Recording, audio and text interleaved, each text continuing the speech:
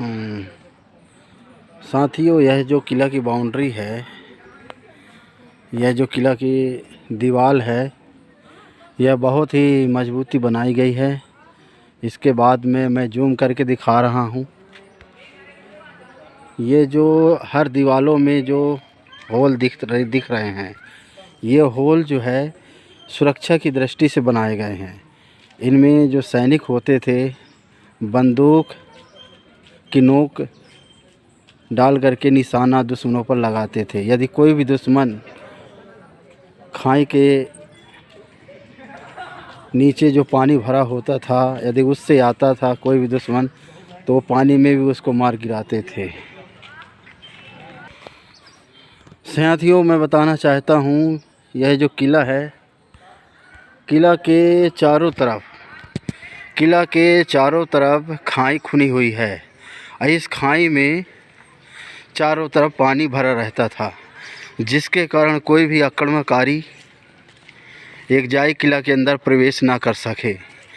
और इस किले में कहते हैं चारों तरफ जो खाई है, इस खाई में पानी भरा रहता था। इसमें सुनने को मिला है कि इसमें राजा मगरमच्छ छोड़े थे, जिसके कारण यदि वो पानी के अंदर से कोई भी दुश्मन आए तो वो उस पर हमला कर सके। साथियों, इसके बाद मैं दिखाना चाहता हूँ, यह जो दीवार टूटी हुई है, ये बीच में मैं जूम करके दिखा रहा हूँ। यह दीवार जो टूटी है, इसमें यह तोप से इसको तोड़ा गया है। जब अंग्रेज़ लोगों ने चढ़ाई किए थे किले पर, तो तोप के द्वारा इसको तोड़ा गया था। इसके बाद में साथियों, ये जो होल दिख रहे हैं, इसके बाद भी ये दुश्मनों को मारने के लिए, यदि कोई भी दुश्मन पानी के द्वारा घुसने का प्रयास करे तो राजा के सैनिकों ने उससे निशाना लगा के मारते थे।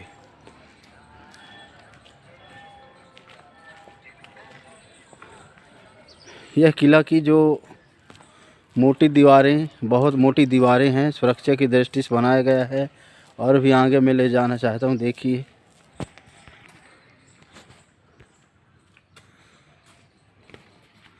साथियों, ये बाउंड्री किला की दीवार बहुत ही बड़ी है। और इस किला की खाई में जहाँ से पानी आता था, तो मैं उसको थोड़ा सा दिखाना चाहता हूँ। ये जो दिख रहा है पेड़ के बगल से, ये मैं जूम करके दिखा रहा हूँ। यहाँ से पानी आता था और पानी आ करके किले के खाई में भर जाता था। और आगे मैं दिखाना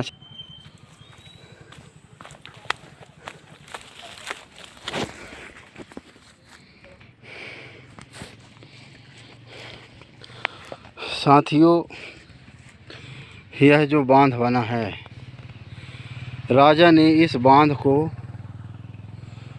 बरसात के समय, ये जो बांध है, इस बांध को बंधवा देते थे।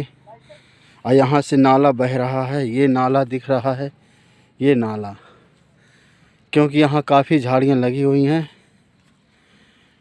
इस नाले को बांधवा दिए जाते थे, जिसके कारण यहाँ से अंदर पानी चला जाता था और किला के चारों तरफ खाई में भर जाता था। ये मैं दिखा रहा हूँ। ये यहीं से किला के अंदर खाइयों में पानी भर जाता था।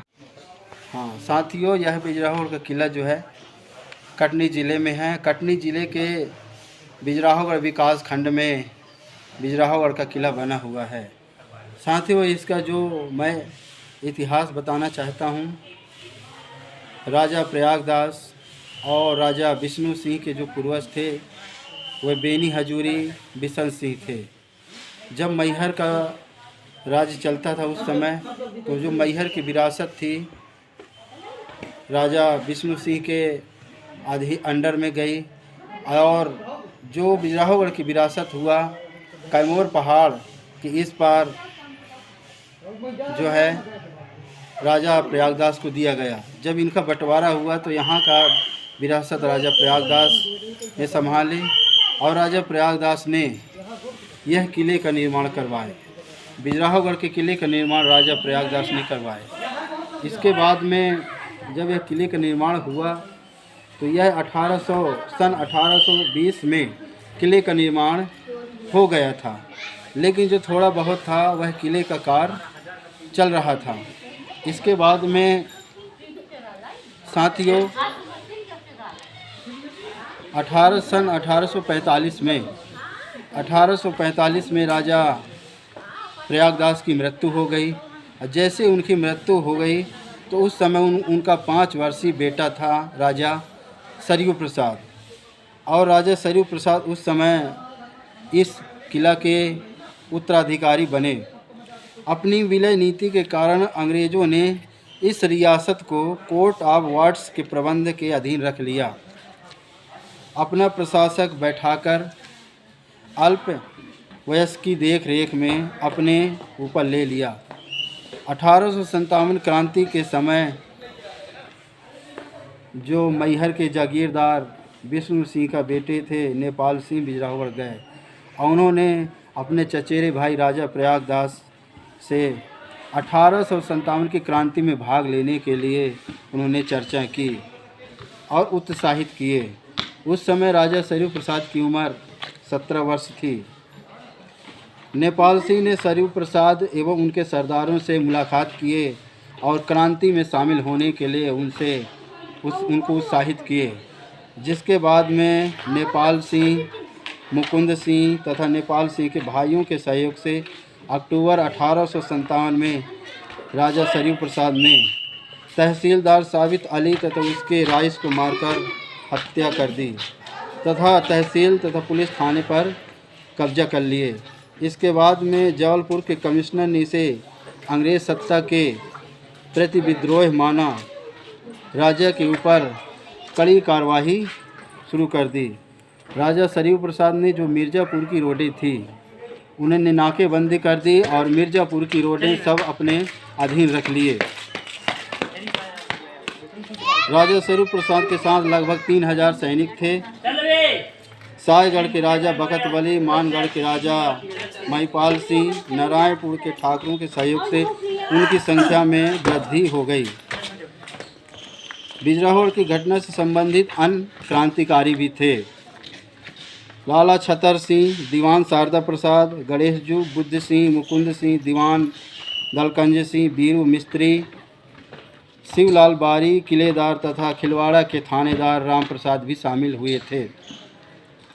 बिजराहोगढ़ के क्रांतियों का नेतृत्व राजा सरयू प्रसाद कर रहे थे और मैहर के नेपाल सिंह कर रहे थे। सनोटी के मुकुंद सिंह सहयोग दे रहे थे, जिसमें नेपाल सिंह के भाई भी शामिल थे। अवसरवादी जो रीवा के राजा थे और नगौद के जो राजा थे, नगौद और रीवा की सेना ने अंग्रेज़ लोगों का साथ दिया था, जिसके कारण बिजराहोगढ़ में चारों तरफ से आक्रमण होने लगे। रीवा के राजाओं के पास अधिक सेना थी, अधिक शस्त्र थे और बिजराहोगढ़ के सैनिक कम थे। युद्ध करते हुए बिजराहोगढ़ की सेना का जो सेनापति थे राम बोल और उसका भाई कृपाल बोल मारे गए। वस्तु स्थिति को देखते हुए राजा सरयू प्रसाद नेपाल सिंह किले से बाहर चले गए। सरयू प्रसाद सायगढ़ के राजा बखत बली के पास गए। सायगढ़ के राजा तथा बानपुर के राजा पश्चिमी बुंदेलखंड में अंग्रेज़ों के खिलाफ संघर्ष कर रहे थे। अतः बानपुर तथा सायगढ़ के इन क्रांतिकारी राजाओं के साथ राजा सरयू प्रसाद भी जंगलों में चले गए।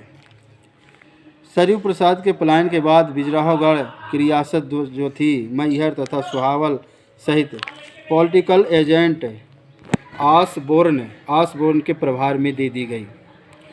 सरयू प्रसाद अपने अनुयायियों के साथ में फ़कीर के वेश के रूप में अंग्रेज़ों के विरुद्ध प्रचार प्रसार करते रहे। राजा सरयू प्रसाद ने अपने अनुयायियों के साथ में फकीर वेश धारण कर लिए। सरयू प्रसाद को पकड़ने के लिए अंग्रेज़ लोगों ने उनको पकड़ने के लिए इनाम रखे। 3000 का इनाम रखा गया था कि जो राजा सरयू प्रसाद को पकड़ के लाएगा या बताएगा उसको हम 3000 दिया जाएगा, ऐसा अंग्रेज़ लोगों ने इनाम रखे थे। अंत में सन 1864 में राजा सरयू प्रसाद को बंदी बना लिया गया। जब राजा सरयू प्रसाद को बंदी बना लिया गया, उनको आजीवन कारावास की सज़ा दी गई। उनकी सारी संपत्ति जो थी, किले की सारी संपत्ति जब्त कर ली गई और आजीवन उनको सज़ा कारावास देने के लिए उनको रंगून ले जाया जा रहा था। जैसे उनको रंगून ले जाया जा रहा था, तभी स्वाभिमानी सरयू प्रसाद ने स्वयं को अपनी जीवन लीला समाप्त कर लिए और अपने जीते जी चाहते थे कि मैं अंग्रेज़ों के अधीन अपने शरीर को नहीं होने दूंगा। इस तरह साथियों, राजा सरयू प्रसाद ने 1857 की क्रांति में अंग्रेज़ों से और यहाँ के लोगों ने संघर्ष किया। इसके बाद जब यह किले के निर्माण हो रहा था, जो मझगवां गांव बसा हुआ है, जो मझगवां गांव बसा हुआ है, जब राजा किला का निर्माण करवा रहे थे, तो राजा ने इस किले में जो काम कर रहे थे उन लोगों को यहाँ बसाए थे काम करने के लिए, और धीरे धीरे उनको बसाए थे। और जब किले का निर्माण अधिक समय तक चला, क्योंकि अधिक समय तक लंबा काम चलता रहा, जिसके कारण राजा ने बोला कि आप लोग हमेशा अब यहीं रहिए। तो जो माझा के रूप में बसाए थे, माझा का अर्थ होता है पास में, ताकि लोग आकर के किले में काम कर सकें। तो माझा में बसाए थे। जब माझा में बसाए थे तो आगे चल कर के यह एक मझगवां गांव बन गया, जो एक आदिवासियों का, कोल जनजातियों का वहाँ अधिक मात्रा में निवास है। जो कोल जनजाति लोग मझगवां में रहते हैं, तो माझा से मझगवां बना है साथियों। और वहाँ के लोगों ने इस किले के निर्माण में काम किए हैं और बनाए हैं, जिसके कारण आगे चल के वो एक बहुत बड़ा गांव बन गया।